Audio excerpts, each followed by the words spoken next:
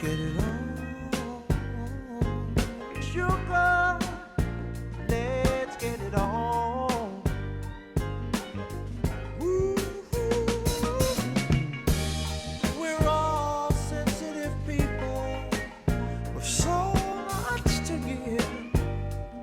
Understand.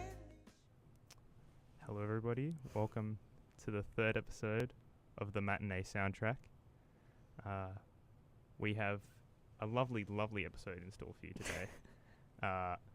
We're looking at the 2000s, I guess you'd call it a romance comedy kind of film. It's not really, but it's a more cynical take on it. High Fidelity, starring John Cusack, Catherine Zeta-Jones, Jack Black, Lisa Bonet, Joan Cusack.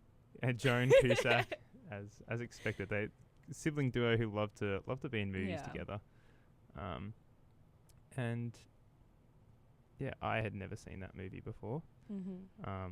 One of Amelia Rose's favorites, one of her picks. Yeah. And so Not on the top 100, but used to be. just sitting around probably the 100 to 110 range, just outside. Probably. Yeah. And the music this week, we are looking at the first 4 Coldplay albums before the dark times, before the great schism of when they started going a bit electronic and very poppy. They left their rock roots in the dust. Or to quote, was it Lester from Almost Famous? Rock and roll is dying. It's gone. Yeah. And yeah, I guess maybe those first couple Coldplay albums were the death rattle of that. And we're finishing off with a game. Yes, we are finishing off with a game. It is Guess the Movie from the Letterboxd review. And Jeremy has not prepared anything. That's like I'm blaming you. No. I thought it would be fun to pick everything this week and have him guess, because last week we had the wonderful guessing game of the one-hit wonders, which I won with Chumbawamba.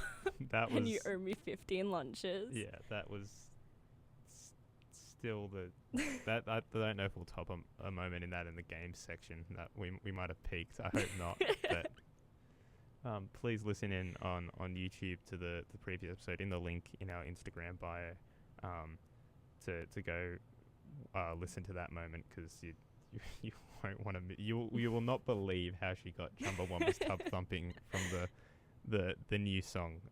That was unbelievable. But without further ado, should we jump into High Fidelity? Yes, we shall. So, based on the 1995 novel of the same name by Nick Hornby, with the setting moved from London to Chicago and the protagonist's name change. The film follows Rob Gordon, a record store owner who is recently single after a breakup with Laura, leading him to look back on his worst 5 breakups while attempting to reconcile with her. Hornby expressed surprise at how faithful the adaptation was, saying, "At times, it appears to be a film in which John Cusack reads my books." Very interesting. Released theatrically in the United States on March 31st, 2000. High Fidelity grossed $47.1 million worldwide and received highly positive reviews from critics. Now, Nick, correct me if I'm wrong, I believe he also wrote another book. Yes! That was adapted into a movie, another British movie. Yeah, and he wrote the screenplay for it as well. Yeah, called Fever Pitch, which in the British version is about a man who is hopelessly devoted to Arsenal, but in the version that Amelia Rose is more fond of and more familiar with is about Jimmy Fallon's obsession with the Boston Red Sox, with Drew Barrymore, which probably next week's movie. Probably had we been doing this radio show earlier, would have been one of the episodes, because she's already I want to say made me watch it, because it wasn't that brutal, but that was a well, you can look at our Letterboxd reviews and see what each of us thought about that movie. I think they're widely different, but yeah, so High Fidelity, another movie that I had not seen. I thought everything other than like surrounding, I guess, the main character was amazing. I love the setting.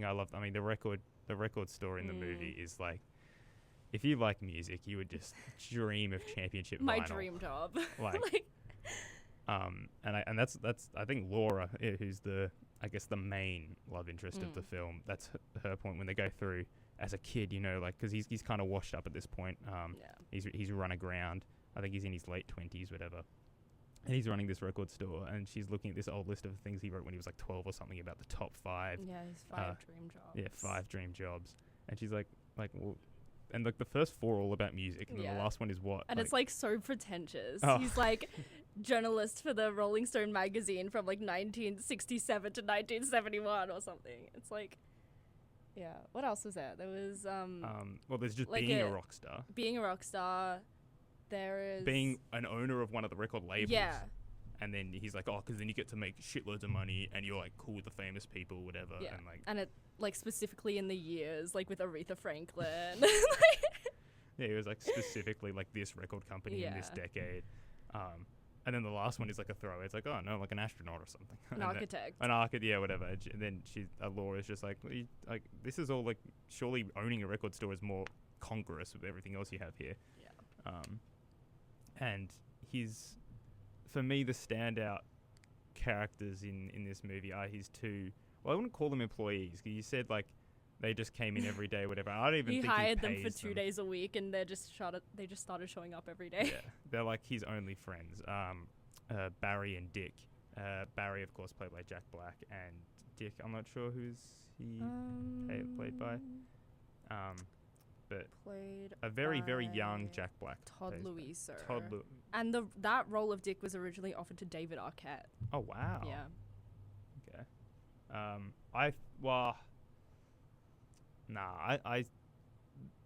So it was Toby. Sorry, what was his name? Todd Louiser. Todd. He's a great job as Dick, as this socially awkward, very, very musically intelligent and quite a sensitive guy who, I don't know if he's my favorite character, but he's just so sweet. He's like, oh, I bought this record. He's like keen to show it, whatever, to show it to Rob, and Rob's just kind of like being like in a funk, as he always is. I've never seen this guy like happy. Yeah, like does not smile once. Nah, and like even at the end when things are starting going like well, he will like there's a whole thing of like, oh, like literally like I've got everything I want is happening well right now, and then this random columnist for the local paper comes in, and he nearly like throws it all away, like being like about to make a compilation tape of music for her, whatever, which is obviously like a bit like a, you know, like you have a girlfriend that you've spent the entire movie away from, you just got it back at the end, and you're almost gonna throw it. Like, it's just, I don't like Rob. But I feel like we want to touch on that last, because that's a topic I've got a lot to speak. Okay. Which are the I guess other 4 breakups in the past is your like who, like, is there a standout? Do you think Rob treated harshly or whatever? Because I'm not sure if we mentioned it, but he like kind of reminisces on his top 5 like most heart-wrenching breakups. And he goes through them. There's a lot of fourth wall and breaking. he's just like, and she did this, he's just placing all the blame on them, and then he like goes and eventually meets up with them later to just be like, why did you reject me? I like the one that probably sticks out to me the most is probably the one where he dumped her. Penny, yeah, because and he's just like been saying that, oh yeah, she, like, we broke up, and then because like she didn't want to sleep with me or something, and then like 2 days later she slept with someone else. Like, and then she's like, yeah, and I was like 16 or something, whatever, and then like and then she goes like, no, and then it wasn't even like sleeping with, like, she insinuates it was like rape, with the guy that and instead of feeling terrible about that, he's like, yes! Like, I rejected her. It's not a problem with me. And it's like, oh my god, you are an asshole. Yeah. Like, there's not a lot of, I mean, there's a little bit, but there's not a lot of personal growth for Rob. No. Like, you'd think that like each of these breakups would be teaching him something, the ones that he's running through back in his head, and they're just I guess the only one would be when he doesn't with the girl when they got together because they were just both sad and they were rebounds for each other. And he meets up with her again and she's still sad, whatever. And then he walks away and he's like, I could have had sex there, but like that would be like getting in and repeating like another cycle, whatever. That's the only bit where it's like, okay, so you've changed from the person you were 4 years ago when you met up with her the first time. The other, and I guess with Laura. Yeah, but also with, and I was going to say with Charlie. Yeah. That he's like, well, he thinks she's like, I don't know, an amazing person. He's like, she's stupid. Like, yeah. He's like, why did I fall for this? Marco. There's a lot of whinging. John, like, as much as I hate the character, yeah, I think John Cusack does an amazing job of like portraying this guy. This guy is the male manipulator. Yes, that's why I wanted to do this because it links so well to last week's topic. It's like he is the male manipulator. Yeah. Surprised there's not more like mentions of the Smiths or some shit. I know. He's too niche for that. Yeah, Jesus. Oh, Barry pisses me off as well. I love Jack Black. This character is so insufferable, but like, I still love him. He's insufferable up until the last 5 minutes. Let's get it on. Where, if you want to see a clip of Jack Black singing "Let's Get It On" by Marvin Gaye with utmost sincerity, yeah, like so good. The movie is almost worth it just for that, and he kills it. He does. He kills it. I mean, no one can replace Marvin, rest in peace. But Jack, like, he put threw his hat in the ring, saying, "I'll give it a shot," and I don't think he disappointed. The real question is, how can you like Art Garfunkel Marvin Gaye? A line in the movie that brings up Art Garfunkel, also of the Graduate soundtrack with Simon and Garfunkel, and Dustin Hoffman, who was in Rain Man last week. Time is a flat circle. Yeah. Do you like Marvin Gaye and Art Garfunkel? Yeah. I mean, they're both not my favorites, but I mean, they've both definitely got bangers, as we've heard with the opening song of this week's episode, and also just the opening week of the first week's episode. Well, yeah, and we clearly love The Graduate. We talk about it every episode. Yeah. I feel like we can't avoid it anymore. Like, is Rob the most unlikable romantic comedy protagonist maybe ever? I think he's up there. Yeah. I'm like trying to think of someone who could... I'm trying to think of a redeeming quality.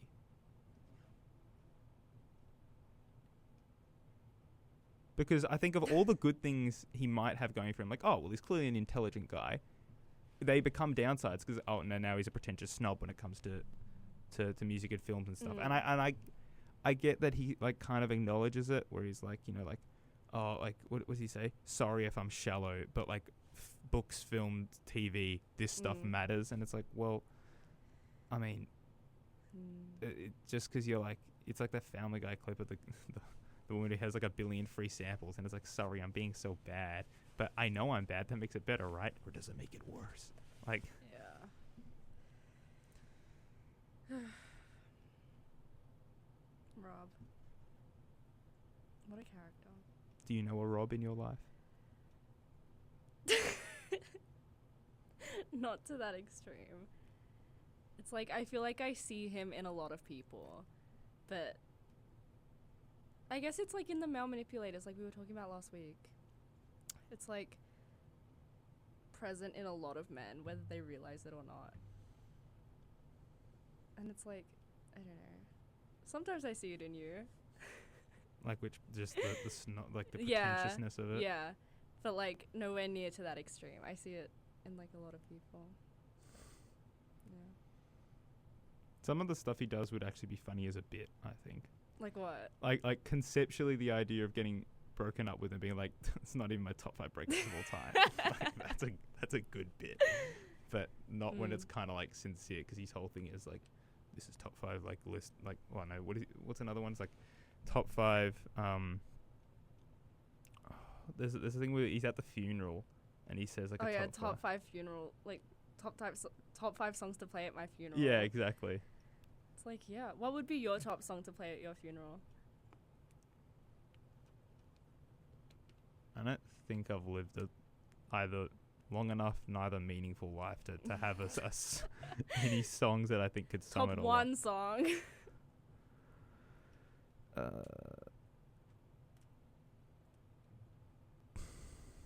I'm torn between answering this sincerely or with a shit post of an answer. I mean, I have to go with I Love College by Asher Roth.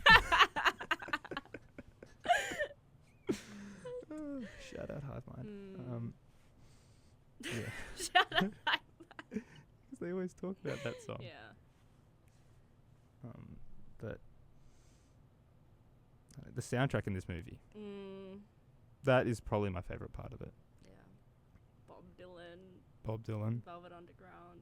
as Barry says, if you don't own Blonde on Blonde, I don't know what he says after that. I think he says something like "kill yourself" or along It's those like- lines. Or, Hold on, I've got the quote. but yeah, that's a. Don't tell anyone you don't own Blonde on Blonde. It's gonna be okay. It's gonna be okay. Oh, what does he say to the dad who walks in? He's like, "My daughter requested this." These guys get no customers, and one guy walks in knowing what he wants. It's Whatever. the first customer that appears like in the movie. It's like what, like half an hour Yeah. in. No customers have come in. They're just talking. A guy comes in wanting to buy a record for his daughter, and he's like, "Your daughter does not want this." He's like, "She asked for it for her birthday." He does want this. She does want this. And then what? It just devolves into them just going like, Yeah. "Fuck you." Yeah. God It's just, like, damn. He came into Escalates so quickly. a record store asking for a record that they have. No, they don't have. He's Well, like, does it look like we stocked that? Like, no, but then what does John say? Like, don't like. Oh, so Rob. just tell him to go to the other Yeah. place Or like we could something. get it for you or something. Yeah. Just, but I mean, and then there's the when the store kind of starts popping off later, the two skater, like, you know, I guess Oh, the yeah. Rascals, who have a great band name. I think I Stole My Mum's Wheelchair Yeah. is the name of their band. Who are, like, I mean, they play some of their stuff. I don't think it's that good. I like it. I just find it hard to believe that Barry and Rob Yeah. and Like, Dick, this is good. even Dick, who's the nicest one, Yeah. that like he has an opinion like, oh, that's not good music. Like he would say that if he didn't think it's good music. And like these guys know so much music, and they're like, Yeah. oh my god, this is good. Like they Yeah, don't think it's I the best it's thing that ever, good. but they're like that it would impress them, Yeah. and that Rob would suddenly want to finance and fund them Yeah. making an album. I'm like, yeah, okay, buddy. Like, sure. Other rather unbelievable things for me is how does Rob keep pulling these women, such Yeah. as Lisa Bonet? Catherine Zeta-Jones. Yeah, I mean, what are we doing here? Like, John Cusack as a leading man isn't like a stereotypically attractive thing. He's not a Colin Firth, who's meant to be like a guy who's like, oh, like you can see he's charming, whatever. I think he's cuter than Colin Firth. You might think he's cute in a weird way. I think his personality in this movie is so off-putting, and it's like Well, that's okay, yeah. not at all appealing. I guess that's where I was going. Whereas But it's like the vibe and the look of him in this movie is like, yeah, I get it. But there's the vibe and the But look. But as soon as you heard him open your And- mouth, yeah, you'd exactly. be like, That's just like, okay, I hate this guy. I'm never talking to this guy ever again. yeah. I But mean, it's like, if you look at someone like Charlie, Catherine Zeta-Jones' character, I feel like they would just like, they're perfect for each other. In that era of their life, I guess.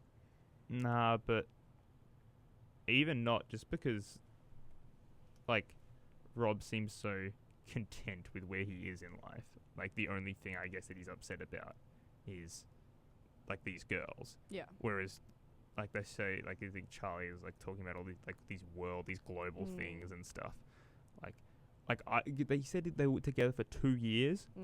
What did they talk about That's for a 2 really years? good question. And I understand that he says, like, Charlie mainly like in the group settings, Charlie would be the one speaking, and he'd just kind of like sit there and Yeah. like dote on her.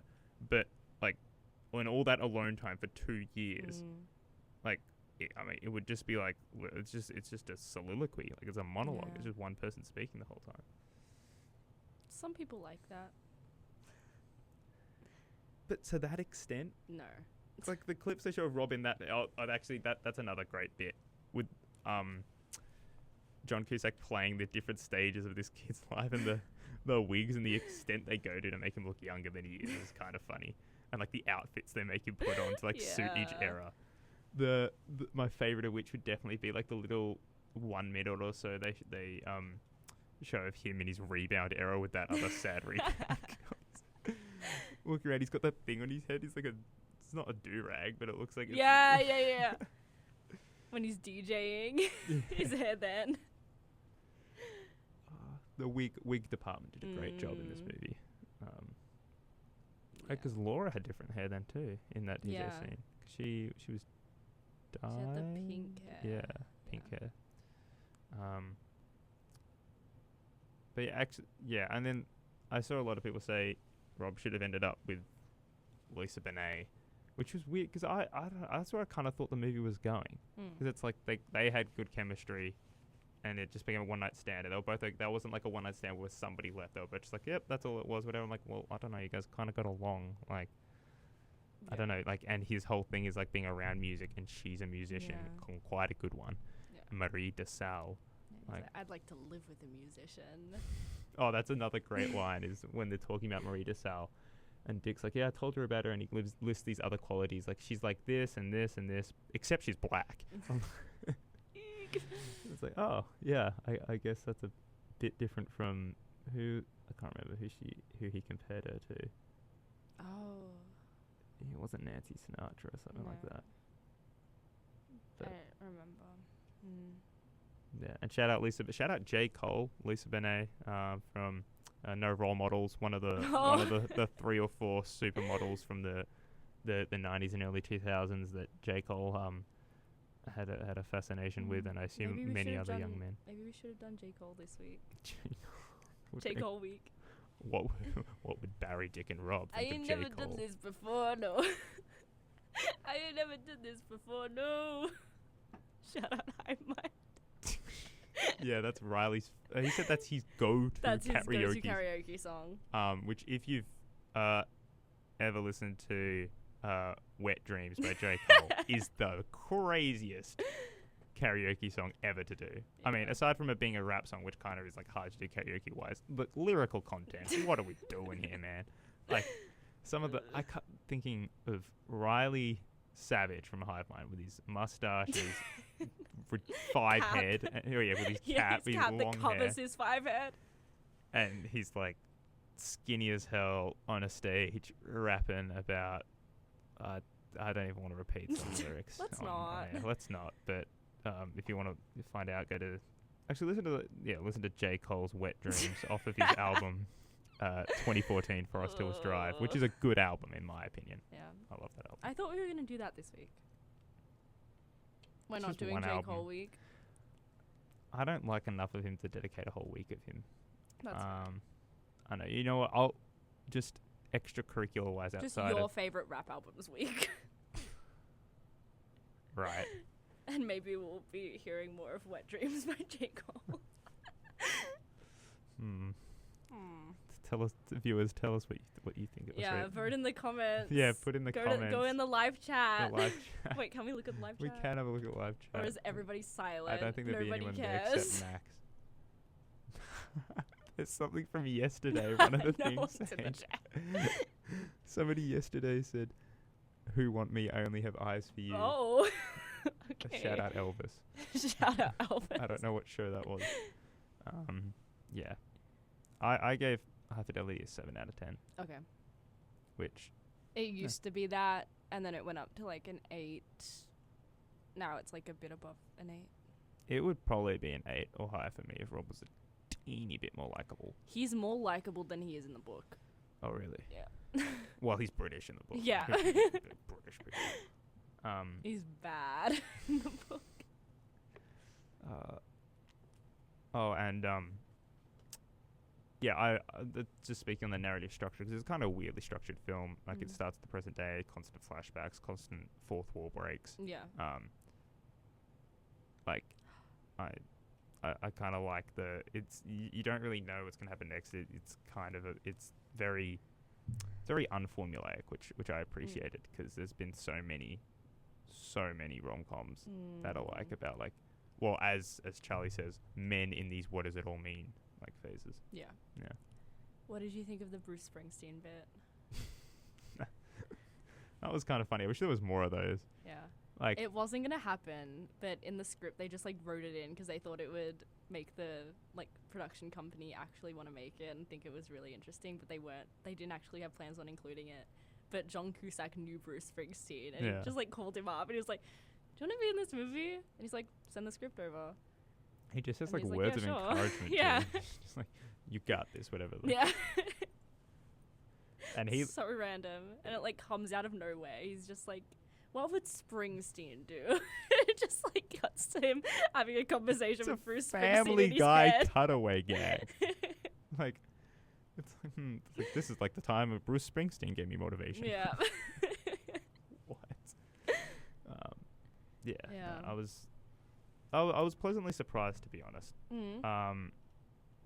Because, I mean, for me, early era Jack Black movies, even though he's not like the main character, as a rule, the movies he's kind of in very hit or miss for me. Right. Like School of Rock, big hit, for example. Nacho Libre, big hit. Sorry, Nacho Libre. Nacho Libre. Wow. Next week's movie. Please no. Vote in the chat below. Do we want Nacho Libre on the Mando soundtrack? Well, it's gonna be your week, so that's if you want to waste a pick on that. I mean, Have you even watched it? No. That's why it'd be. But you want to show what adaptation, which I haven't seen, or being John Malkovich. Yeah. Next week's Nirvana, the band, the movie. Okay. Maybe. If you can watch it, I guess. I love how you're just trying to be on theme with every single movie What do you pick. mean? As in, like, it's a movie that's like involved heavily with music. But that's just movies I like. No, I know, but it's like funny, it's on theme, and then like I didn't even do it on purpose. And then cut to after the Easter break, and it's just like, guys, Lord of the Rings. Like, yeah, and then we're doing Heat later on in the semester. Like, what was the? Oh, I think I had. Did I have Goodfellas on here? I can't remember. I have a list on the letterboxd. Again, plugging the letterboxd. Link guys, in bio. if you guys want to have a preview of some of the movies we're going to be selecting, we both have lists on our respective profiles on letterboxd about Ramona and things are gonna be. Beezus. That is a bizarre title for a movie. I'll just say that. Anyway, I think we should jump into Coldplay now. We'll go chronologically. As Jack Black says in High Fidelity. Where's the line? Hold on. A band should not be judged for their later sins. Yeah, well, Shall a band be judged for latter-day sins? No. Well, it's like, well, it depends what the latter-day sins are. I mean, if we're talking about Kanye West sins, that's genuinely judge the artist. But if it's just like, oh, they made a bad movie, they made a bad song, they wrote a bad book, it's like, well, their art just wasn't as good as their other art. It's like, like I don't think there's a merit to the Lauryn Hill approach. I don't think there's a merit. Like, oh, I made one good one, I'll stop. Like, and to Harper Lee, who wrote To Kill a Mockingbird, the only book she released in her lifetime, it's just like, okay, well, like you were clearly very good. Yeah. We might want to hear more of what you have to say. And if it doesn't turn out good, that's fine. Like, that doesn't, I don't think that detracts from the other work. I agree. But it does detract from the Coldplay concert experience. Because while most of the songs are still actually from this era, and if they're not, they're from the better stuff from their other eras, like the stuff that hit the charts because it's the only good stuff. There's some doozies on there. And that's why we're ignoring it today. Yeah. Because I think for most other times we do our music picks, if we ever look at an artist's discography, we'll usually cover, like, unless it's like Bob Dylan where he's got like 15 albums. But if we do Bob Dylan, I assume we'd either do like ones from each kind of eras. We're not doing that for Coldplay because, well, they peaked That's not a controversial statement. They peaked. And their peak was pretty high, as you'll hear from my review, at least. But without further ado, we'll hear a little bit off of Parachutes, their first album. This is a little bit of Spies.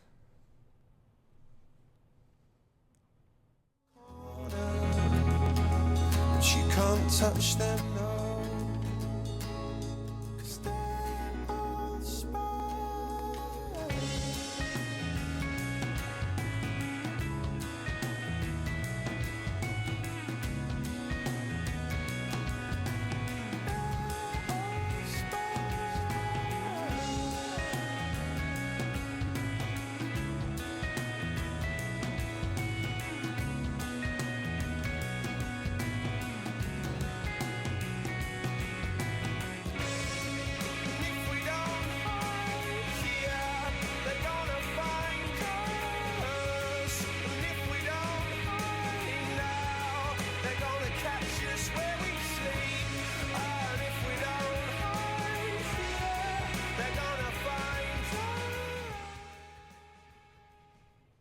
That's a little clip of Spies off of Parachutes, which is probably my favorite song on the album. That's my favorite song on the album. Yeah, it's very good. It's very quiet at the beginning, just builds and builds, and the guitar riff that is just really good stuff. It's so pretty. Jeremy made me listen to these albums like a year ago. Again, you say made as well, if you I don't. asked for album recommendations. Yeah, and we were doing like a Coldplay Radiohead sort of thing, and then we just sort of gave up on that because apparently these are the only 4 good Coldplay albums. Milo Xyloto's kind of like hit and miss. Okay, well I didn't get up to that, and then you stopped listening to the Radiohead album, so I was like, okay, whatever, I'm not listening to more Coldplay. That's fine. But yeah, I don't know. I think this album is okay. Does it feel like a cheap Radiohead? Yeah. Yeah. Because that's what it is. Yeah. And would it shock you to hear that? Because, I mean, this was like the most successful, I think it was, in terms of debut albums in the UK, like the 10th most successful ever. Wow. And a lot of people retrospectively have said, because at the same time, the same year that this came out, Kid A by Radiohead came out, which was obviously heavily divisive. And that a lot of the Radiohead fans were like, I want the old Radiohead. Yeah. I miss the old Radiohead. Oh my god. And they got this, which was different. Probably, I mean, it's not OK Computer. Yeah. I don't think that's a controversial statement. But I mean, I like it. I think I don't mind it. I think like there are a few songs that I've listened to outside of listening to the albums, and like Spies Yellow is one of them. I don't like No, but I mean, like, you would have heard it outside. Everyone knows Yellow. There's like Yellow, there's Sparks. What else? I don't know. But Sparks is a great, sad I don't song. like that song. It bores me. That's because it's meant to be like... I feel like that's a song that goes well with when it's not... like, if you're on, like, a night walk, like, if you're, I don't know, public transporting somewhere, and you're on a night walk in the darkness alone, and you play... like, that's just really... Yeah. I don't know. Like, it's a pretty song. It's just, like, not what I enjoy listening to, so I just, like, skip it every time, and it's like, That's fair. I get it. And I hear it on TikTok. I hear, like, 2 seconds of it on TikTok. I'm like, go away. Yeah, Coldplay is one of the bands where, I mean, there's nothing... I guess maybe, especially off these first 4 albums, where they're, like, I mean, they made so much money and so many records of all these first 4 albums we're talking about, that it's kind of hard to be like there's not really a deep cut of any of these albums where not people would know them. I think, I mean, apart from maybe 1 or 2 of each album where people would be like, oh, I don't know that song. Yeah. But yeah, for me, I think the problem with Parachutes is there's a massive gap in between the songs I really like and the songs where I'm just like, let's skip. Yeah, like, agree.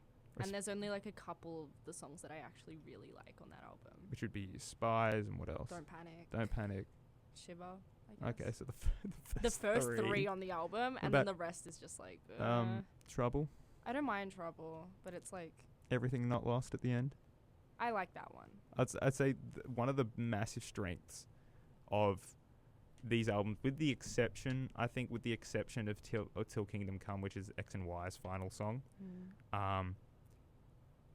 all the closing songs are bangers. Really good. And I think less so with this one, more so with Rush of Blood to the Head and Viva La Vida, that the ending songs make you want to start the album again. Yeah. Especially, I mean, Viva La Vida is intentional. Yeah. And I feel bad about saying that about Till Kingdom Come off X and Y, because it was meant to have Johnny Cash on it. What? Yes. It was meant to be a duet, and then he died. So, they could have put end to that. So maybe that could have also been like I think I would like it heater. a lot more if that. Yeah. Like, yeah, that would have been awesome. But yeah, sadly not. Yeah, and there's some songs to me, I mean, I guess, well, what do you think about High Speed and like We Never Change? I don't care for either of Yeah, those. I don't care. I did not care I for High really- Speed. Except in that version of the Family Guy clip, there is zero pushback from the members. They're just like, yeah, that was a Yeah. shit. Well, yeah. This is my least favorite of the 4 albums. It's also probably the one I heard the least as a kid, because all 4 of these, like, especially in particular Rush of Blood and Viva La Vida, but to a lesser extent X and Y, massive in my eardrums as a kid. Very seminal albums for me. I know like the singles, Yeah, but I didn't know really any of the others. just all that time on dating apps, just knowing this. Yeah.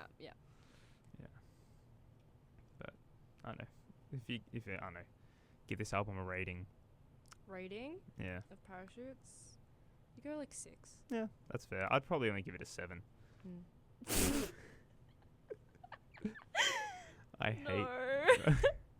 It wasn't intentional, but I realized it as I was saying what was happening. Anyway, next we're going to hear a little clip of Rush of Blood to the Head, and in particular, Rush of Blood to the Head. Title track. Title track. Start a war. If you can tell me something worth fighting for, oh, and I'm gonna buy this place is what I say. Blame it upon a rush of blood to the head.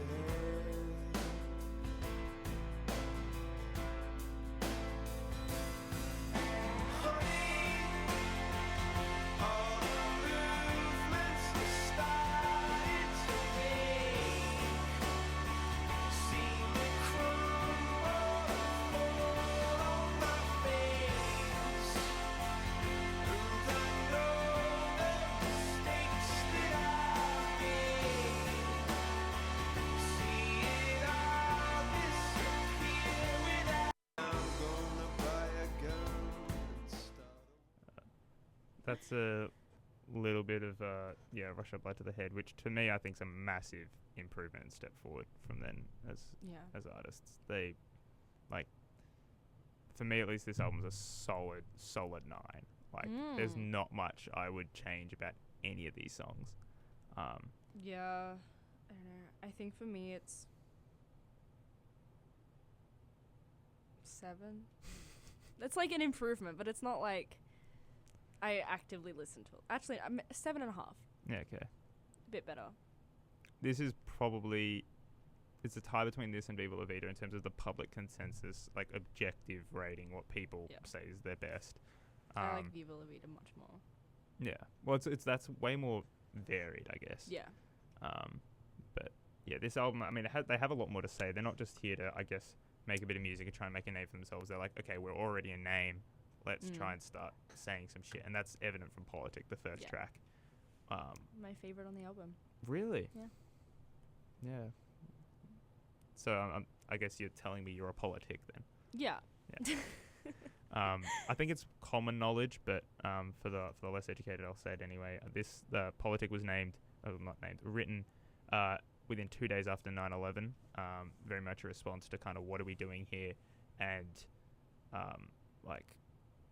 I guess and to the point of tell me you're a Politic and all this stuff. It's like, as much as us quote unquote regular folk don't want to think about world issues and things like that, they matter, because especially after, I guess 9/11, it's all these tensions and these critiques, all these problems that seemed abroad were no longer abroad for Americans, and then later, throughout the 2000s, obviously this is way after this, but there was the 7/7 attacks in London, where there was like 100 people dead from synchronized bombings across public transport systems there. So like suddenly all these problems were just brought like to a front. Like, we need to, I guess, care about this stuff now. You can't have your head in the sand anymore. And in Coldplay's case, we can't just make music for the sake of making music. Like, obviously there's a lot of songs on here that are mainly about, like personal, like love and struggles and friendship. In the case of Green Eyes, if you listen to Green Eyes, you say, wow, like what a romantic song. Like, I mean, he wasn't dating Gwyneth Paltrow at the time, but whoever this was about, like, he must love him. It's about his guitarist. Chris Martin wrote Green Eyes about Johnny Buckland. Really? Yeah, which is like, I mean, that's one of my skips on the album. Really? Yeah. You one person had terrible, like, Green Eyes who fucked you over. You're just not a fan. Yeah. Lily from Harry, Lily Potter. God. Yeah, Severus Snape actually wrote that song. There's a few I really like on this, but then again, there's like a few that I just like skip. Also because they're overplayed. Like I The was gonna Scientist, say, which was on Glee, and Clocks. I think most Coldplay songs, like of their big hits, would have been on Glee, surely. The only one I can think of is The Scientist. They didn't do Fix You? No. Not that I know of. I did Fix You in my choir in high school. It's not all about you, Matt. It is actually. This whole show is about Amelia this Rose. is my show. Okay. Yeah, we did like a whole Coldplay medley. Did I tell you this? No. I'd like to hear it though. I want to hear more about this. What's in the Coldplay it was medley? like my vocal teacher had a bunch of the newer songs, and our choir were mad about it. We were like, no, take these out, put in more Viva La Vida. So we So what was in there? Like, what were the song selections? There was Fix You, there was Clocks, there was The Scientist, there was Adventure of a Lifetime, which he took out and put in Viva La Vida because that wasn't originally in there. So put in Viva La Vida. What are you doing? There was Yellow. I think that's it. Okay, so it was just the hits. Yeah. I was gonna say, out of the songs you did like, which of them, like, what was the split between songs? I mean, Politic, I think, was released as one of the singles. So that's obviously one of the singles that did quite well that you liked. Yeah. Clock, Scientist, I assume for you, they're just too overplayed to enjoy them. Yeah, really. I mean, they're okay, but it's just I think they're good songs. It's just not listenable. But it's if it comes on in public or on Chemist Warehouse Radio, I'm like, okay, this isn't bad. But it's I would never listen to it on my own time. The Scientist live though, if you've been at a concert and you've heard it live, or even not even with Coldplay, if you're just at, I don't know, a club or a party where they actually play songs instead of just doof music, that in a group of people kind of goes crazy, especially the ending. My mum just commented, hit me up for a recorded version of the choir rendition of Coldplay. we might bring that in next week then. That could be, if it's gonna be your movie, my music next week will just be Amelia Rose's Coldplay choir medley. And we could just critique your music. No, we'll just play it, and that won't be copyright. Would they get copyright for that? And maybe we'll just play that for 20 minutes. Yeah. Wow. Okay, that's very tempting. Something to think on. Just all my past performances, critiquing them. Other faves of the album? I like Daylight. Yeah. In My Place. God Put a Smile Upon Your Face. Rush of Blood to the Head and Amsterdam. Yeah. Amsterdam is my favorite. Yeah. That in the top 32. That is, I don't know what it is about it. I mean, it's 30 seconds of silent at the start, which is just weird, where it's just you hear a little note, and then it just echoes out, and then the piano starts. And then, I mean, I think Coldplay do this better than what people give them credit for as genuine artists. They're great at building tension throughout a song. Yeah. And that the release they get when all the other instruments just kick in, and the again, Chris Martin, I think, cops a lot of slack because his falsetto voice. I know that gets used a lot. Yeah. His lower range is so impressive. It is so good. And we hear more of that on Viva La Vida. We do, and I love it. that was a conscious choice. Talking about that. About Viva La Vida, where he said that he was sick of his own falsetto voice, and he's like, let's get some of the lower register stuff. And he's never been able to perform. Well, we'll talk about it more later. But yes, he's never been able to perform it live. Really? Yeah, because he actually was sick, and they're like, great, we can finally like get even lower. Because I'm really sick. And so like then he went and they were like, this is the shit. Yeah, we'll talk more about that. But yeah, and God Put a Smile. Okay, that's another one that was one of their singles. God put a smile upon my face. Some of the lyrics stuff are just like they're so goofy and earnest, but like they're so song to sing sing along to. Great car ride. It's my that song title is the title of my playlist of songs that genuinely make me happy no matter what. The new workout plan. God Put a Smile on your face makes you happy. God put a smile on my face. And I think Miami there's Boys Choir. Miami Boys Choir. Is that the one of the thing you showed me where it's the little did you show me them singing something? Yeah. What was it? It's like the little Jewish boys. No, I remember. Like, what did you remember? Oh, they were singing. It wasn't Coldplay. No. Yeah, I'm saying. No, they were singing a song like in Hebrew. Oh, and that's the one that's also on the playlist. That makes me happy. Yeah. Yerushalayim, Orim Savivla, Vahashem Savivli Amoy. Banger. Shout out the Hebrew bangers, man. Shout out Miami Boys Choir. Lots of choir talk this episode. Yeah, and I personally am not going to be shouting out any young boys in a choir. That's not kind of my. I'm not a Catholic priest. I'm not really into that, but Amelia Rose is. Next, we'll have a look at a bit of X and Y, Coldplay's third album. That is for me at least, a dramatic tonal shift from Rush of Blood to the Head. I tried to listen. Don't you wanna feel like that? You're part of the human race, all of the stars in the outer space, part of a system of care.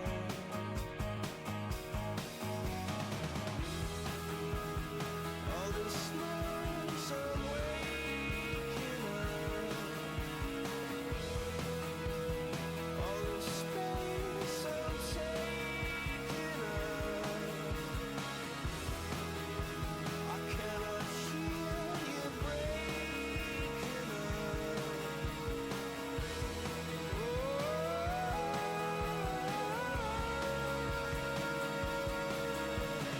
Maybe you get what you wanted, maybe you stumble upon it.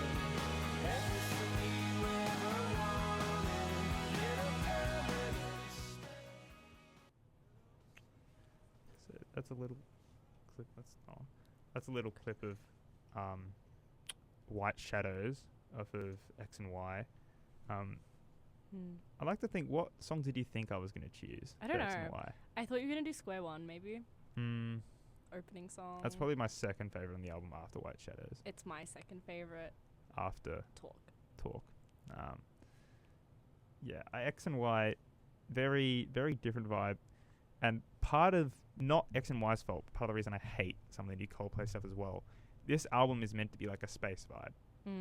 Like, I mean, there's a lyric in there about space, but like the song X and Y, it's like, you floating on, it's all like out there. It's like very, Champagne Supernova in Overdrive, where it's meant to feel like, it's like all spacey and exotic and like, and then they've, I don't know. So then when they're doing their two most recent studio albums, Moon Music and Music of the Spheres, it's like, you've gone back to space music, except it's shitter. I don't know. And you put emojis. That's not. That song's not bad. I just but find it's it not funny. from those albums either. Oh, really? That's A Head Full of Dreams. That's 2015. They all look the same, the album covers. Well, that's another thing. For some reason, literally after Viva La Vida, I think maybe at least 2/3 of their albums are just smattered with bright, fluoro colors, such as A Head Full of Dreams, Milo Xyloto, Music of the Spheres, Mean Music. Yeah. They like- all look the same to me. Yeah, I mean that's It's fair, like some but- variant of X and Y. It's like gradually getting more. Well, X and Y is subtle. It's just a blue Yes, background, it's nice. and it's the phrase X and Y just in Bardot code, which is Yeah. some like And it's nice, but it's like they've taken the colors of the X and Y and just like enhanced them so much and just like popped a bunch of different things on the album covers in all those colors, and it's just like, what are we doing? yeah. What are we doing? How What's have going we on? gotten to this point? Yeah, there's actually. I now kind of wish we did Milo Xyloto as the 5th album to, I guess, see the descent, because Yeah. that's a concept album about. Is that world- Para? Yeah, that's on that. But a world devoid of color, and like it's a concept album. They released a Oh. comic book alongside of it. It's like That's cool. and it's like some kind of. It's a totalitarian 1984 world where like color and expressions banned, whatever. And then Oh. there's the rebellion of people who do graffiti, and they do the graffiti in color and shit like that. It's like, whoa. I just That's remember it. like the elephants in the Paradise music Yeah. video. That's like all I remember of that era. I remember like watching it on TV. I remember watching it on. Myself and my brothers, for some reason, adored chucking music videos on YouTube and just watching it, and not the ones you'd think of. You think, oh, three like 3 to 7 year old boys. I wonder what they're going to be watching. What music videos? I guess Coldplay might be something you'd expect. Lady Gaga was on. We watched a lot of her music videos. Katy Banger. Perry's Hot and Cold music video, where she's in the bridal ground chasing down the guy. Yes. Oh, I love that video. I love that one. I love like all of Katy Perry's old music videos. Yeah. They're so good. Even Raw was less good because I felt that Yeah. that's where it became a bit too That's- commercialized. Yeah. But I love like Wide Awake. Also, if we're talking about amazing music videos, I know it was the last album, but The Scientist. Oh yeah. I remember watching that on my mum's phone in the backseat of a car when I was like 3 or something. Bad place to be watching the music video. I know. 'Cause it's a fucking car crash. But oh my, that is an all-timer. And they actually, because they shot the whole thing, and obviously they just reversed it. But he had Yeah. to learn to sing the lyrics in reverse so it would all match up and all that. But yeah, do yourself a favor, 4 or 5 minutes, just watch the Scientist music video. It's just a great piece of, I don't know, it's impressive. It's like one of those, like regardless of what you think of Birdman or 1917, it's just impressive about how they were made, because it's like all like, I mean, this is an all one take, but the all in reverse stuff is like really cool. Yeah, but X and Y, I know, I'm assuming this is a shot in the dark. We haven't spoken at all off air about this. Is this your least favorite of the 4 albums? I think I like it more than Parachutes. Okay. I thought it'd be close. I thought Yeah, it it would is be your close. least favorite, but yeah, because this is, for me, it's like Parachutes in that there's a big gap between the good stuff and the bad stuff. Yeah. It's not as big a gap, but also I feel like it's the longest album they have. It's over an hour long, and it doesn't I did deserve not it for me. realize that. Well, I realize it because at the end I'm like, okay, this is like a couple I songs just, towards like- the end that I like, and some where I'm just like, can we move to the Yeah, I next? just like skip a lot of them. Yeah, Like I've listened a couple times, but it's just like, I think I like I Twisted Logic. I'm not really a fan of what is it, Swallowed in the Sea. oh yeah, Like that's so just repetitive. a bit, yeah. and it's Swallowed in the Sea. it's the and- same melody the whole time. Until Kingdom Come is definitely their least energetic, like Yeah. final song. Which is, if it had Johnny Cash in it, Mm. then maybe we're looking at a Be different a song. bit different. It's fine. But I love Talk. yeah, I love Square One. you know who, I love Deep Shadows. who was a major influence on Talk? Who was a major? Kraftwerk. Really? Yeah, and in fact, the chorus is with permission taken from one of their songs, whatever. Oh. The what is it? We just talk like this. How does it go? The chorus. Play it. Okay, well, you know what? This is, yeah, we could spontaneously play. But yeah, Talk is definitely at least maybe top 4 for me.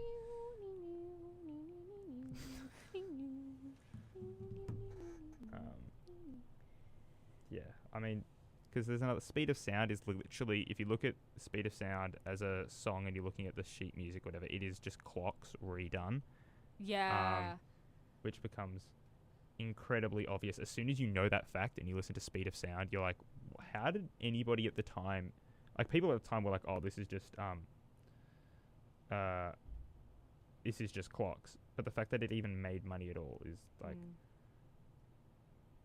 ridiculous. All right, here's a little bit of talk from Coldplay.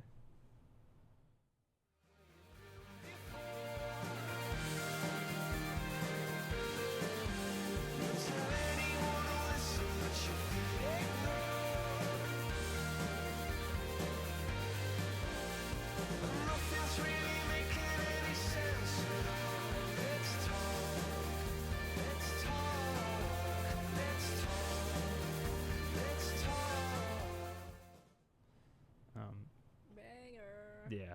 So, I mean, for me, I'm assuming this is just another 6 out of 10, maybe 6.5. Yeah. For me, this is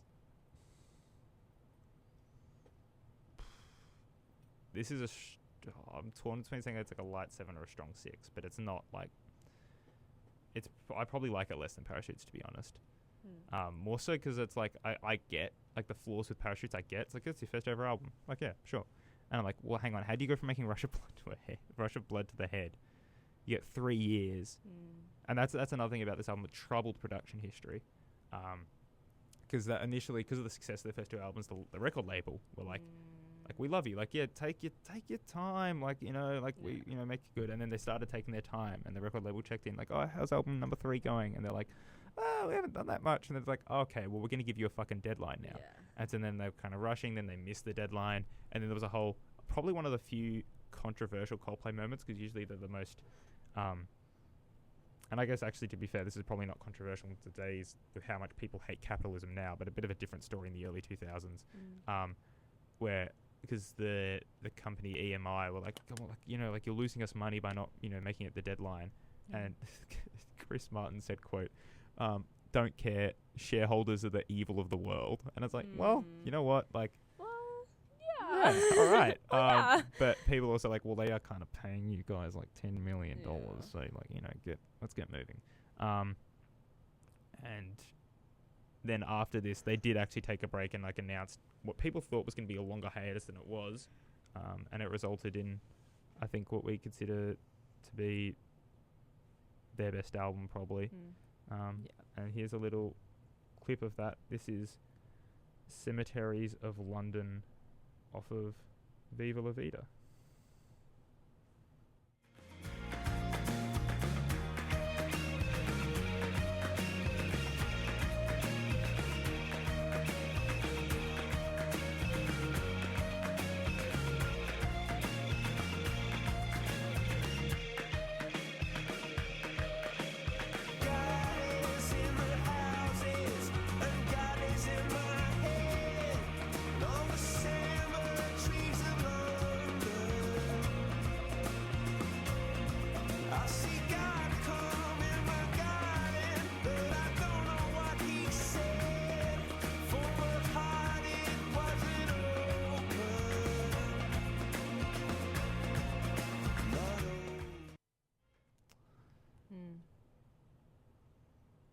Sounds like a different band. Yeah. Yeah, they threw the rule book out the window. They're like, yeah, even though our last 3 albums were I think they were all like top 3 on the UK for each of those entire years, like the 3 highest selling albums, and like I think all 3 of those first albums are like in the top 40 at least of highest albums selling all time in the UK, like massive success. They're like, fuck it, let's do some new shit. Yeah. And you were I something? held my phone up and I have every song on this album liked. Every song? Yeah. Wow. Like even in my Strawberry likes. Swing? Yeah. That was the only one I didn't have liked before this week. Okay, yeah. It's like, Like that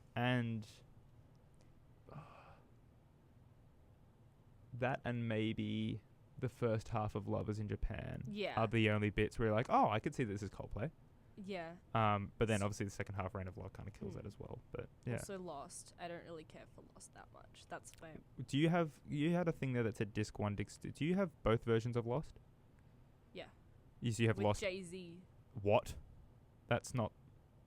There's a Lost. Lost with Jay-Z. Did you not know this? I knew they had a song with Jay-Z because there's a lyric in Graduation where it's like, I Yeah. got a song with Coldplay. Next thing I know, he got a song with Coldplay. I've got like the other like bonus tracks as well. Yeah, I was gonna say there's I Lost haven't been Question listening to Mark, them. where it's just Oh, I haven't got lost, but that. only on piano. Okay, that was on our physical copy album. That was like the bonus track we got. Oh, Yeah, cool. because you've got the one that has like Prospects March and Yeah, stuff on yeah, that. yeah. Yeah. I haven't been listening to this one. I've just been listening to like the The- normal album. yeah. But Lost with Jay-Z. Well, if he, well, we know where Jay-Z is. He's pretty easy guy to find. He's in NYC. He's in an Empire State of Mind. And part of the reason why I think this album sounds so much different, well, actually, it's not what I think. Brian Eno, this is the first time he produced one of their albums as the executive producer. I think he helped a little bit on one of the songs in X and Y. But Brian Eno, if you don't know, was the main producer for U2 for one of their albums, David Bowie for two of his albums, Talking Heads for several of theirs, Slow Dive Savlaki, which we talked about. Multiple, another David Bowie album, wow. Sinead O'Connor, Grace Jones, who's in a Bond movie and is a very interesting musician in her own right. And later, Peter Gabriel. Yeah. And Who also has like a sequel to that album coming out this year, which I'm very excited about. But shout out Peter Gabriel. shout out Peter Gabriel. And if the most important other than Coldplay, Paul Simon of Simon of Garfunkel of the Graduate soundtrack, starring Dustin Hoffman Of Rain Man. of Rain Man. But yeah, legendary producer, and they kind of their intention with this album, as we touched on before, sounding different from their other albums, but also trying to have every song sound different from each other. Yeah. And I listened to this album because I didn't really have to do much prep for this because I've heard these albums I No. can't even at least 40 times. And some of Viva La Vida more than that. And so I didn't listen to it the entire week leading up to this, apart from this morning. I then listened to it on the way in. And I was just walking to the train, and Life in Technicolor is playing, and then the moment that the guitar kicks in, I couldn't stop. The biggest smile went across my face. God put a smile upon your face. Legit. And then 20 seconds later, listening to it, I was like, no, and then I hit replay on the whole song again. I was like, I have to rewind it. Damn. Yeah.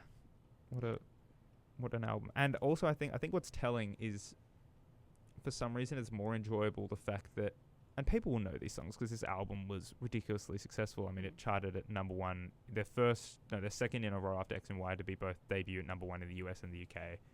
But outside of Viva La Vida, the biggest song on this is probably Violet Hill, and people don't know. That's my favorite. Most people don't know Violet Hill. I think the average person who knows, the average person knows at least 10 Coldplay songs. If you were listing Yellow, they would know. Clocks, The Scientist, Fix You, they would know. They'd know Viva La Vida. They'd know Paradise. They'd know Him for the Weekend. They'd unfortunately probably know My Universe. They would know A Sky Full of Stars. They would know Suit. They would know what is the one about Soup, the Chainsmokers one. What's something Then just that's at least 10, and there's probably a couple more that the average person would just know. And and this is the only one of their good albums to me that only one of them is mega big, which is just so weird considering how good the album is. Yeah. But it's Viva La Vida's not even top 5 on this album. It's the only one this morning I skipped. Part of that I definitely think is just overplayed. Yeah. Because there's a reason why it won Song of the Year at the Grammys. It's an amazing track. It's great. But everybody knows it. You've heard it so many times. A few cherished little bells are ringing. That's what I think of every time I hear it. Do you not? That's what the James Corden Carpool Karaoke. Oh. You thought the lyrics were. Oh no, I've seen the car. I don't remember it that well though. Little bells are ringing. Well, no, because the main one that my mum misheard all the time was she thought because the three choruses, the second and third times, the choruses end with "I know Saint Peter won't call my name," and she thought the entire time that it was "I know Saint Peter will call my name," which you'd say, well, hang on, he's listing all these terrible things he did. Why would St. Peter call these names to lead him to heaven? But that was, and I kind of agree with my mum in that that's like a way more interesting lyric, because he's listing all these terrible things. He ran this kingdom into ruins. He got kicked out, whatever. He and his family were beheaded, whatever. He's now sweeping the streets. And despite all that, he's still led into heaven. Like, that says like a certain thing about how he thinks of himself as a character, like maybe. But otherwise, it's just like, I mean, the actual lyrics are just like, yeah, I know I'm going to go to hell, or, you know, purgatory, I guess. Maybe not hell, but yeah. If you were top 3 on this album, obviously Violet Hill number 1. Yes. Number 2. And third, probably Death and All His Friends. Yeah. And that was 1 you just said. Oh, no, like Violet Hill, yes. Oh, yes. Yes, okay, as the second song. Yeah. And yeah, that's another interesting thing. So there's 2 2-part songs on here, which again also is intentional. Will Champion, their drummer, who, if you didn't know, he's the one who's going oh on Viva La Vida, which is very cool if you see him do it live. He just like really gets into it, because I mean he has to, I guess, to kind of hit those notes. Yeah, he said that they knew that those 2 songs were like, oh, we should probably be separate because they're just different songs, but they were like, no, because we want to keep it like our most concise album. Like, we want to keep it at 10 tracks, and we'd rather have those tracks bursting at the seam with stuff than having more tracks spread thin. And yeah, so Lovers in Japan is split with another track at the end called Reign of Love, which is, I get why they're together. It's kind of weird having Yes with what is called Chinese sleep chant is the other bit. I just like skip after the first part usually. I don't it's just a weird part of it. But Yes is, Same with Death and All His Friends. Like, well, if I'm listening to the full album, I'll listen to the second half of the song. But if I'm not, then what I do often with this album is I'll just listen to it twice, and then I just loop it back, because it's a perfect loop. But so is this the first Coldplay album that gets at least an 8? I'll give it an 8. You're giving it only an 8. You said you have every song liked on there, and it's still But only it's an like 8. I don't know, things that I rate an 8 or higher are things that I really like, and you know that by my letterboxd. Anything I give a 4 is like, I really like this, and I never go higher than a 4 if I just like it. It's like, I know. I'm just thinking about how you. What did you give? Did you give? Oh no, you gave Octopussy 4 stars, didn't you? Yeah. Damn. I was talking about Octopussy yesterday. Oh really? Yeah, with Max and his dad. How did that come up? James Bond. I don't know. We were like talking about our favorite Bond movies, and their favorite is On Her Majesty's Secret Service. And I was like, why can't they let him be happy? Why can't he be happy? Because the book, that's how the book ends. I know, but I didn't know that, and I watched it with you for the first time, and I was like, can he please be happy? And you were like, yeah. And then we get to the end, and he's not a happy ending. Not a happy ending. And spoiler, I'm not going to say what happens, but, well, it's been out for decades. It's been out for 57 years. I don't know. But it's like, I had no idea what I was going into with this. And it's like... You cried. I cried. And Max's dad was like, oh, you were young and naive. Well, I don't know. I feel like you had to have been that young. I mean, unless you thought this was just... Because, I mean, they are kind of... Well, it was the second Bond movie I'd watched. Yeah, and they are kind of presented as standalone adventures. Yeah. Even though those... This never happened to the other guy. You Only Live Twice, On Her Majesty's Secret Service, and the one after Diamonds Are Forever are kind of one story. It's all about Blofeld, and he's like chasing him from place to place. Right. Why are we talking about... Sorry. Oh, yeah, why are we talking about James Bond right we need to get to... Actually, well, James Bond movies, and maybe you have one of these on here. This is... Now, I have to play guessing the movie from the Letterboxd review. And I'll ask a couple, I guess... I don't know, clarifications. Yep. I'm assuming these are all A, movies I've seen. Yes. And B, will I get the rating? These are all movies I think... I don't know if you've reviewed all of them, but I compiled them with Max, so Max has chosen some of these as well.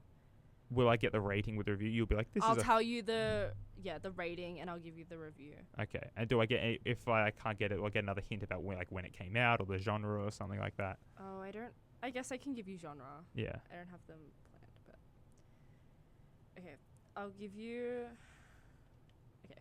Okay, first one. Yeah, first one. Oh, and play along at home as well. Play along at home. Yeah. The first one has one of the actors' names in it, which I'm not going to say. Yeah, you can redact So, it. yeah. OMG, when they made the fat joke about actor, the subtle, like, laughing, crying emoji, the subtle product placement with the, like, okay emoji. Yeah. Boobs, thumbs up. This film really does not miss. Half-star rating from Thomas Huff. So there's a fat joke and there's boobs and there's an incredibly sarcastic review because they hated the movie. Yeah. I'm already thinking it's a Sandler movie. I think this is either Grown Ups or Grown Ups 2. I'm going to say Grown Ups. Ding, ding, ding, ding. Kevin James mentioned. That was, okay. Yeah. Great. Yeah. Great job with that one. That's probably what I would review it. Like, I'd like half a star. probably. What? Maybe one. Can we do Grown Ups for my birthday week? It's your choice. Okay, we're doing Grown Ups for my birthday I week, said guys. for the listeners at home, this I is watch it on another my thing. birthday every year. The whole concept is the other person just, it is an individual choice to pick each, the music and the movies. And every time Amelia Rose just says, can I do this? Can I do that? But it's like, I want you to be okay with it, I guess. I don't want to make you watch Grown Ups if you really don't want to watch I'm making you Grown Ups. watch Heat. I'm making you watch Yeah, Lord of the that's Rings. true. Lord of the Rings is 3 long movies. Like, yeah. Anyway, next one. Next one. Eric, 5 stars. Holy shit, bitch, this was on 35mm. The lighting was so intense. I thought actor was going to jump off the screen and shove the entire country of Ireland up my ass. Anyway, this is what sci-fi is supposed to be.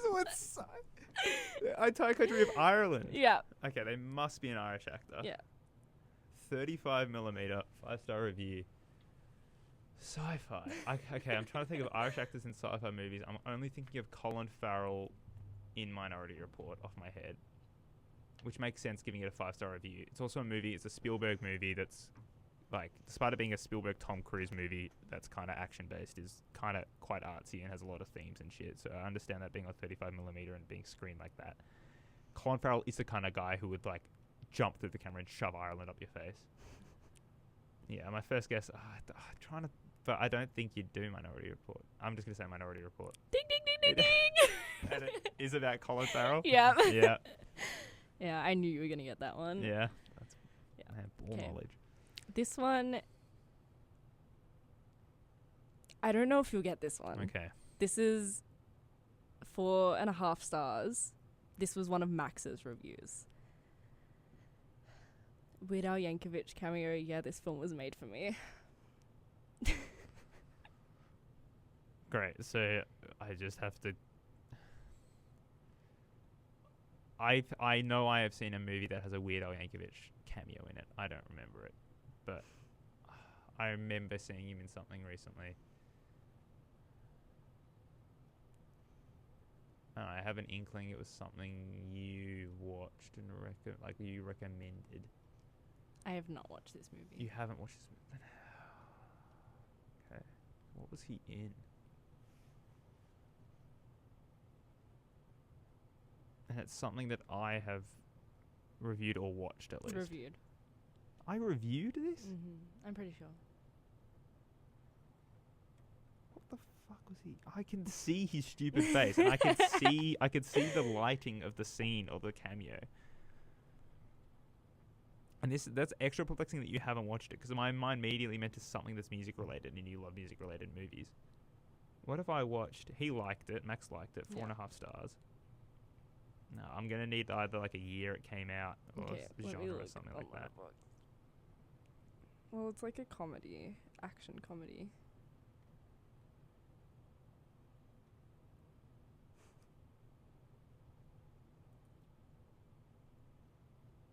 She's scrolling her phone to try and find the year it came Yeah. out, which I thought would be easy information to get.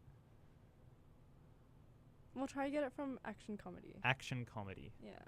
That's really fucking with my head. Now, that makes sense why you wouldn't have watched it and I would have watched it. Because that's kind of my shtick. Action comedy. Well, there's multiple of these movies. There's multiple. And he's credited in all of them. Fuck's sake. What? I can't even think of an action comedy franchise. But the been one given that more this than is one from entry. is 2025. Yep. Oh my god. Is it The Naked Gun? Yeah. Ding ding ding ding. I see. I I wouldn't thought even. you'd I struggle wouldn't even with that. phrase that as action comedy. I would have just said parody movie. But that makes Yeah. sense. That's where I remember seeing it, and like that's why I also can't really kind of because I watch it on a plane. Someone's like, Yeah, right. I've only seen like the 1988 one, and I didn't remember if it was from that one or the new one. the Liam Neeson one's good. Okay, I haven't seen it. I've only seen the old one. Leslie Nielsen, rest in peace. Okay. Next review from Will Still. He was a football manager, by the way. 3 stars. Jack Black is not an actor. He is an energy. He is an elemental force. Mr. Black, I salute you for being you. It's in something I've seen. Could be School of Rock. Could be this movie. Could be, I hope not, somehow could be Jumanji. Could be Kung Fu Panda. Elemental force. Alright, that was the phrase. He is an energy. He's an elemental force.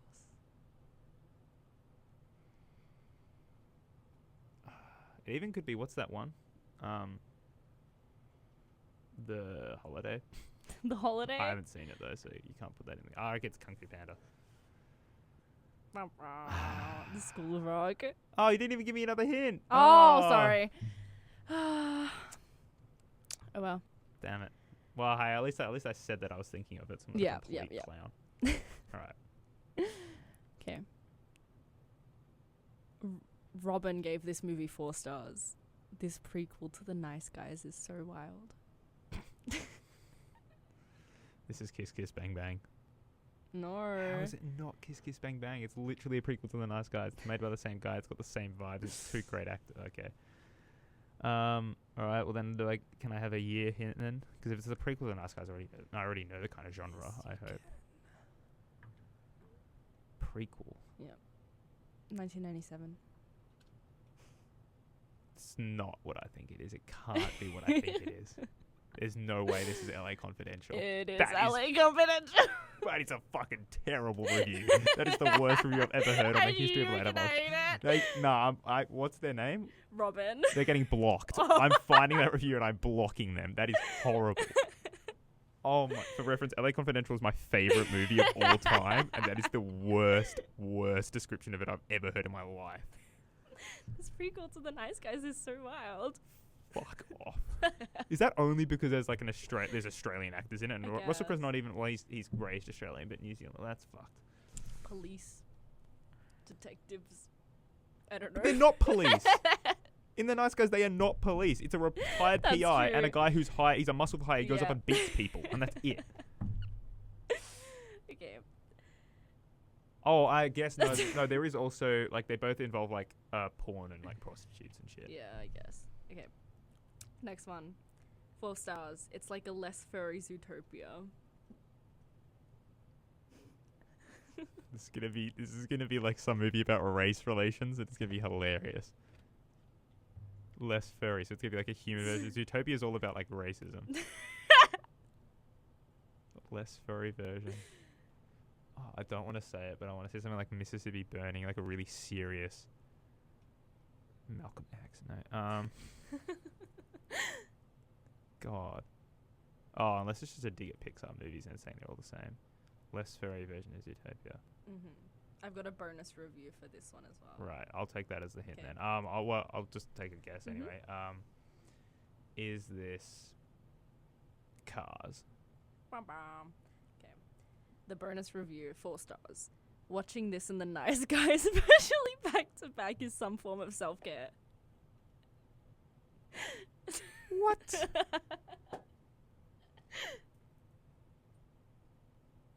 Is this one Kiss Kiss Bang Bang? Papa. Okay, well, can I get a year? One more hint. Yeah, 2007. 2000. This better not be Hot Fuzz. It is Shut Hot the Fuzz.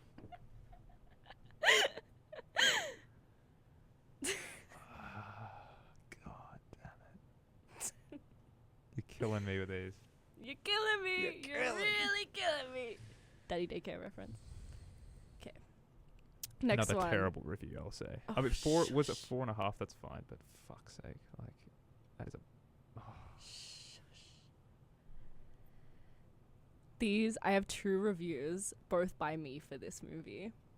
The first review is 4 stars, autism. The second review for this movie, 3.5 stars, Jeremy's Literally Me movie. Bit harsh.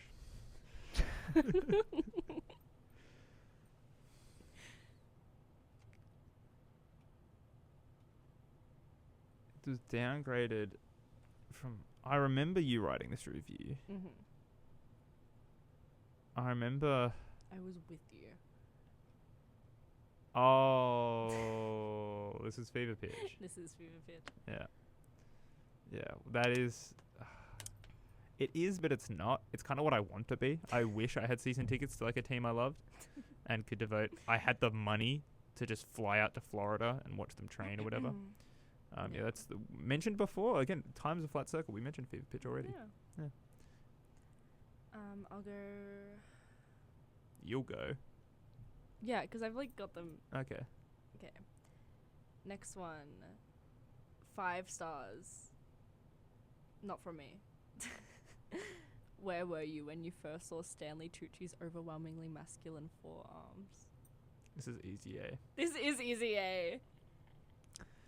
I'm a big Stanley Tucci fan. Mm, This definitely the straightest guy he's ever played. yeah. Aside, actually no, even the Catholic cardinal he played in Conclave was not as straight as the dad here, and definitely not as handsome and funny. Mm. This is probably the best dad I've ever seen in a movie. I agree.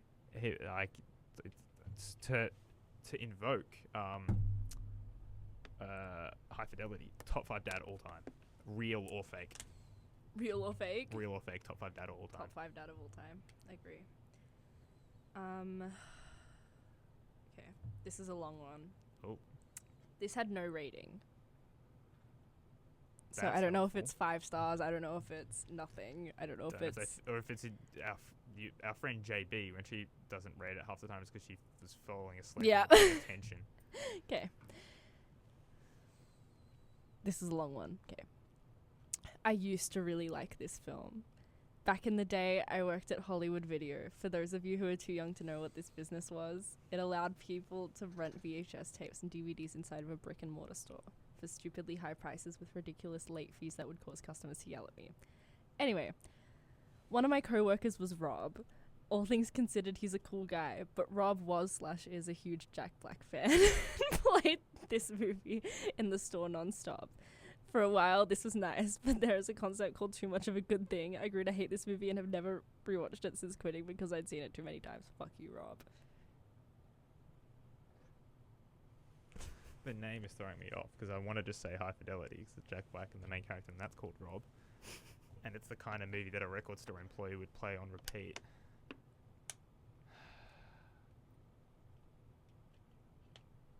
I feel like it's a curve. Is it Kung Fu Panda? It's School of Rock again. School of Rock again? Thanks for the hint, by the way. Yep, you're welcome. Wow. What you're just digging through the School of Yeah. Rock archives. That's a movie I've seen once What? in like 2018. No!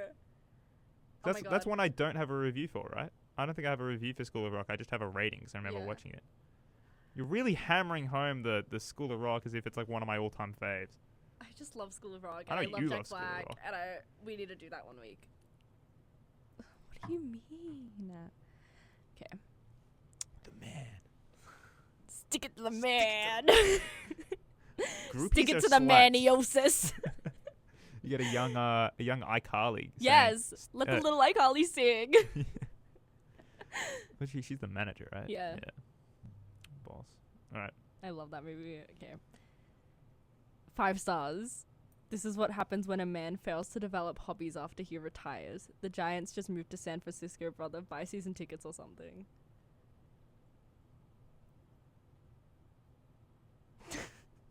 Jeremy's grinning.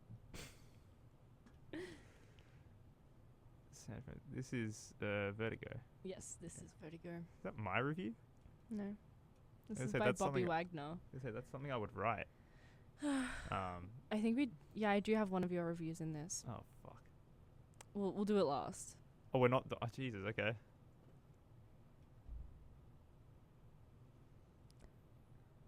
No rating for this one either. Oh.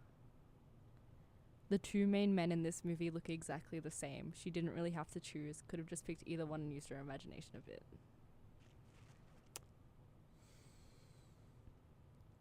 God, this could be a very clever bit about Mickey 17. That'd be a very clever review.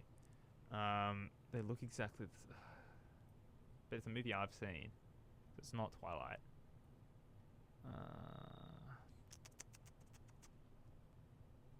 Oh, is it fucking... It's not Mamma Mia, is it? No. Okay. Hint. Hint. Let me find the... Oh, the year will give it away. Why? Oh, it's Materialists. 1942. Casablanca. God. of all the things to review... I And no know. rating No rating. for Casablanca. Right. I guess... Nah. Fuck you, letterboxd user. You can't give Casablanca a rating. God. Alright, yep. Yeah. Okay.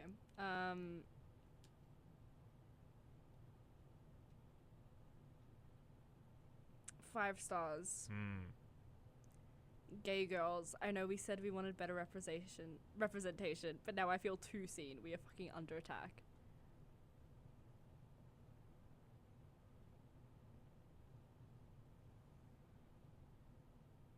I'm thinking Booksmart. Ding ding ding ding ding. Alright, yeah. Yeah. I'm I thought just you'd so get that tapped one. into the letterbox, people, Yeah. man. Okay. Got 2 more. I want a sequel set 20 years later where Jack Black's character is exposed to mumble rap. It's a School of Rock. No, it's High Fidelity. I cannot win. She's in my head rent free.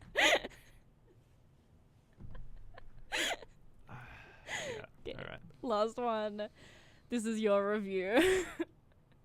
Don't tell me the rating because that'll help me. Yeah. Okay. Weirdest Doctor Who Christmas special I've ever seen. You have to get the exact title. Fuck. Oh God. Does this? Why would I say that? It has to have somebody from Doctor Who in it. But I can't. What's Peter Capaldi been in?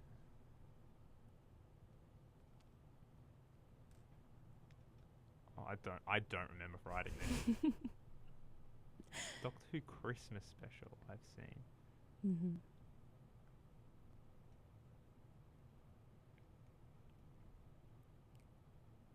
I'm so confused. I'm not going to get any hints for this, am I? Or We saw it together. I think... Actually, I'm not going to say that. oh fucking. Oh. Yeah. Is it because? No, it's not. What? He's not in it, is he? What are you thinking? I'm thinking it's... don't tell me this is correct or not, Yeah. because I haven't decided, but I'm thinking it's Love Actually. But I don't think I wrote that for Love Actually. Damn, I would actually need the rating here. I don't know. You gave I'm it just, 4.5. there's so many British people in Love Actually. I can't even remember if I gave I think I gave Love Actually like a 4 at least.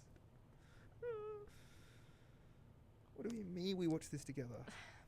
Oh no. I think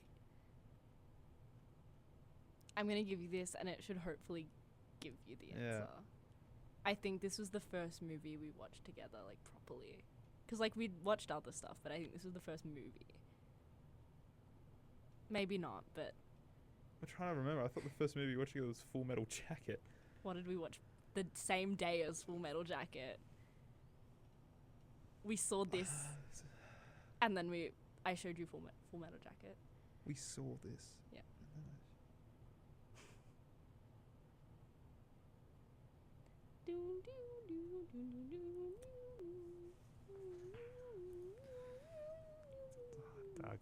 I got no idea, but I'll guess. I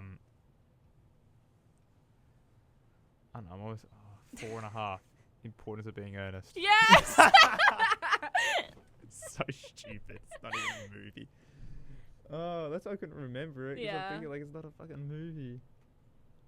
Shout out if you have the means, please watch the 2025 production, the National Theatre production of The Importance of Being Earnest by Oscar Wilde, starring Ncuti Gatwa and Jack somebody. I can't remember his name. I know Jack's in the names of the guys they use in the movie, but anyway, Ncuti Gatwa's Importance of Being Earnest. He's a great Algernon. Great, great performance. Great production. Yeah. Well, that concludes our third episode. Tune in next week for Nirvana, the band, the show. Nirvana, the band, the show, the movie. Yeah. If you get around to watching it. No, I think I'll be able to manage. Okay. And for the music segment, I have decided.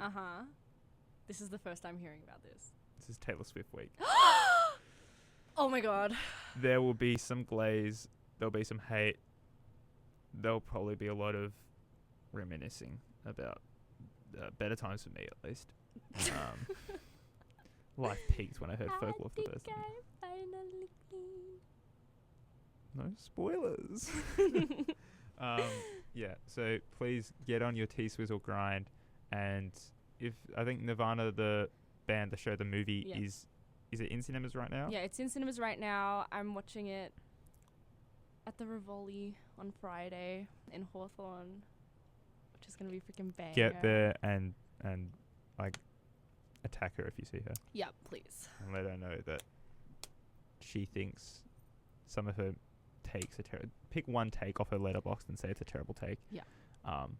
And approach her and say, "Are you Amelia Rose from the matinee soundtrack?" And then she'll pepper spray you. We'll leave you with a little bit of... I'm receptive to criticism.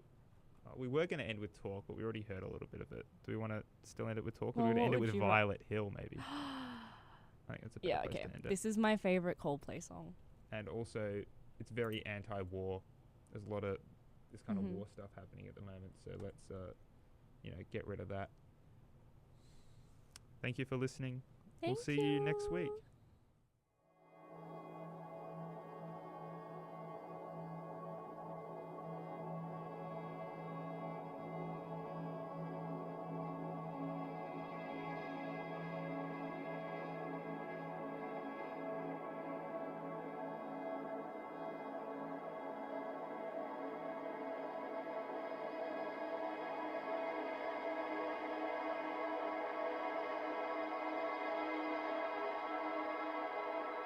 Was a long and dark December from the rooftops.